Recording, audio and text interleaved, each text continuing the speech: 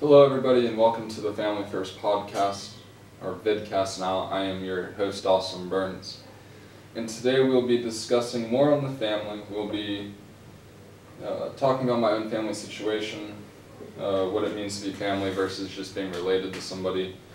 Friends as family in Rome, I've made some close relationships with them, how I'm going to feel about leaving them, and what I'm going to do to stay in touch and keep up with them. And lastly, see if I want to continue this maybe, not right now when I get home. I got a bunch of school and other things to do, but I really like this format and I think a lot of people get something out of it, so we'll see about that. Alright, so as we talked last time, I met with Allison Fitzhugh and we compared and contrasted how we grew up. She came from a really different situation, but I kind of want to talk about my own situation now. I am the youngest out of two. I have one older brother by about 5 years. I'm from Atlanta, Georgia, just outside in the suburbs in a little town called Dunwoody. And I have my two parents, Robert and Stacy. Now I come from a situation where my parents are divorced. That happened, I guess about 6 or 7 years ago. And it definitely made a huge impact on my life, and it makes a huge impact on a lot of children's life because about 50% of marriages don't make it all the way to completion. There's a lot of divorce, and the losers there are the children. You just lose a lot. You don't get to see all your parents as much. You have to split time. Creates drama and all of that. And so that's just one thing I wanted to share. And then, let's see, my brother, he's 5 years older than me. He works very close to me, so I get to, whenever I'm back at home, I get to see him a lot. And since I'll be going to Georgia Tech this summer, I'll get to see him a lot even more. Now, on my mom's side of the family, there's a bit of drama. It's 4 sisters and a brother, so 5 of them total. My mom's the youngest, and the women just keep fighting. And it's sad to see. They've created teams of 2. So my mom and my oldest aunt, and then the two other aunts that kind of formed a team, and they just bicker about stuff in the past and who's contributing what and yada yada yada, and it's become a big pain in the ass, and I was glad I could escape it for a while. Now on my dad's side of the family, I really don't see him as much. They live kind of further away, and I think the bond between my dad and my grandfather was never as tight as it really needed to be. And so I think that's created some distance between my grandfather and my dad, and in turn has created distance between my grandfather and me. So you can always be related to somebody. You always have the blood relation, but you're not family unless you're loyal. And I think that's a huge part of the whole family dynamic. You have to be loyal to your family. Otherwise, you're just related, because your family should be one of your first priorities. And if you can't seem to do that, you have other people you're going to put before them or yourself, and you're in for the cold truth. So don't be related to your family. Be your family's family.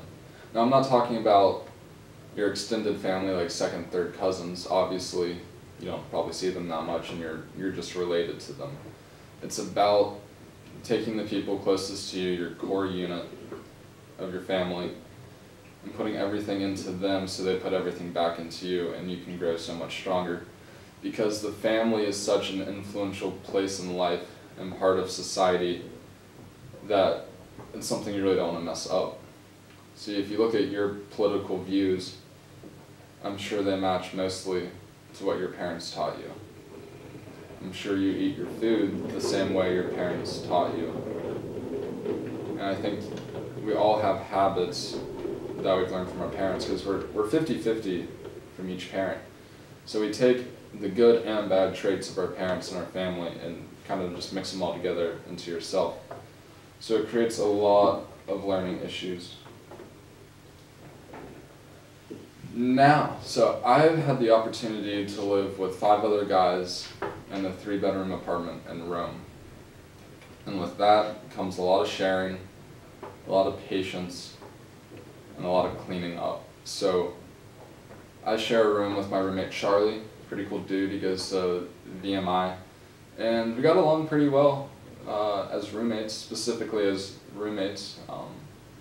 His side was a little messy, but it didn't affect me because he kept it on his side of the room and I just got to do my own thing.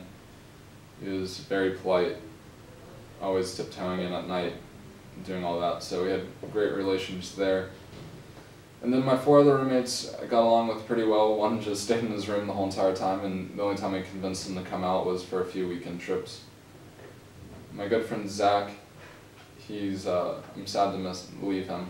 I created a good bond. Friend Tyler, I'm going to miss him too. He's going back to North Carolina, I'll be in Georgia.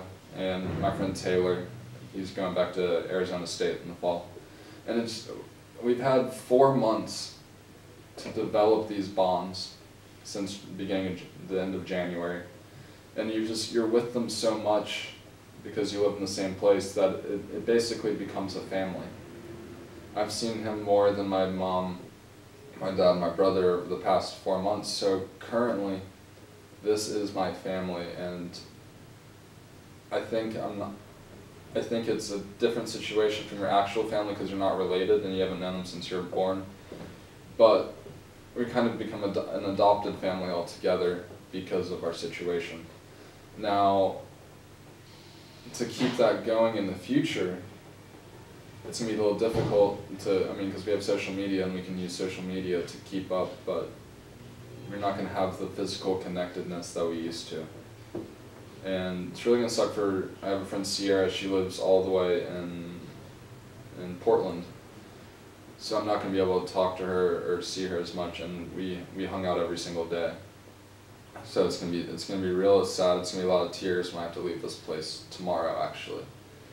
And just thinking about it's scary, because I know as soon as I go home, I'm going to be a completely different person from when I came to Rome.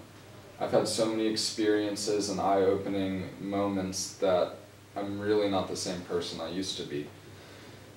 So it's going to be a little tough getting back home and normalizing myself back to American society and my home environment. Because when I go home, I'll just be living with my dad in the house I grew up in. And I know it's not going to be the cleanest, because my dad's not the cleanest. And it's going to be a lot bigger than what I'm used to.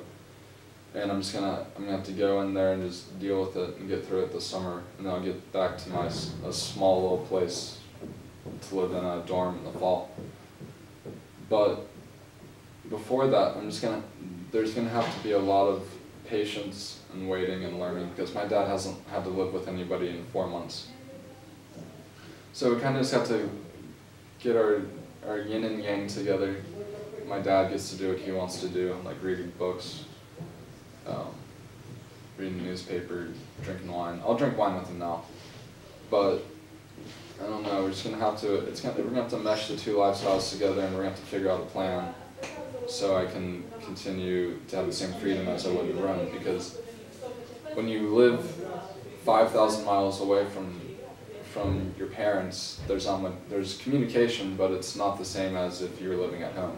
So I'm at home, I have to usually check in with my dad, tell him how everything's going, when I'm going to get home and stuff like that, because he's a parent, he worries. And when I'm physically at home, he feels more stressed about it, because if I'm out at night, he might think something's going to happen in Atlanta, but when I'm 5,000 miles away, I guess it's an illusion. I'm still in the same chance of danger, but since I'm not so close, he doesn't think about it as much. So in the future, if I want to keep this podcast going, I think there's going to need to be some key things that happen to make that happen. It's going to require me to, not necessarily start a business, but start a brand or something noticeable so that I can get the attention of more people. It's hard to just start a podcast and gain traction.